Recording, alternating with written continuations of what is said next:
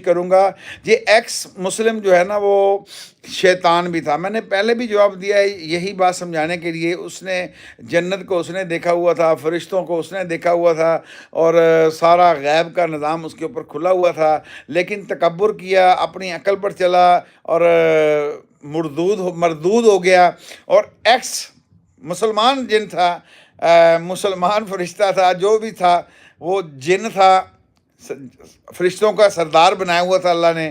اور جب وہ ایکس ہو گیا نا، ایکس جب وہ مردود ہو گیا تو ایکس ہی ہو گیا نا، تو ایکس مسلم جو ہے نا شیطان ہے۔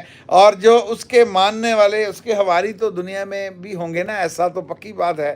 تو پھر یہ قیامت تک اللہ اس کو ہدایت نہیں دے گا نا۔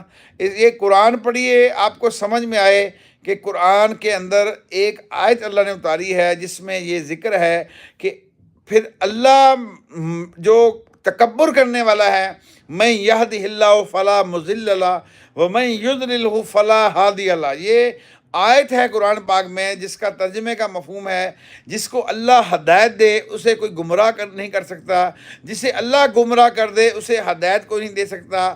اور جو عاجزی اختیار کرتا ہے، میں نے صبح والے بیان میں کچھ عرض کیا تھا کہ جو عاجزی کرتا ہے، اللہ کے نبی نے اپنے نبی کو فرمایا کہ ان کو خوشخبری سنا دیجئے جو عاجزی کرنے والے ہیں۔ جو تکبر کرنے والے ہوتے ہیں وہ تو اللہ کو ایک ذرہ بھی تکبر کا پسند نہیں ہے۔ یہ کس چیز سے انسان کو بنایا، کیسے اس کو پروان چڑھایا، کیسے اس کو عقل عطا فرمائی، یہ خود سوچے۔ یہ پہلے کیا تھا، بعد میں کیا ہے، اور یہ کیا اللہ کے سامنے کھڑا ہو گیا۔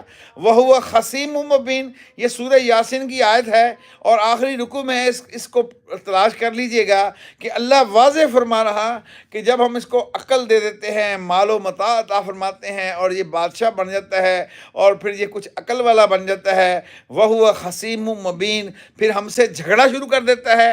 یہ کیوں ایسے اللہ نے کر دیا، یہ اللہ نے کیوں ایسا کر دیا، نبی نے ایسا کیوں کر دیا، نبی نے ایسا کیوں کر دیا۔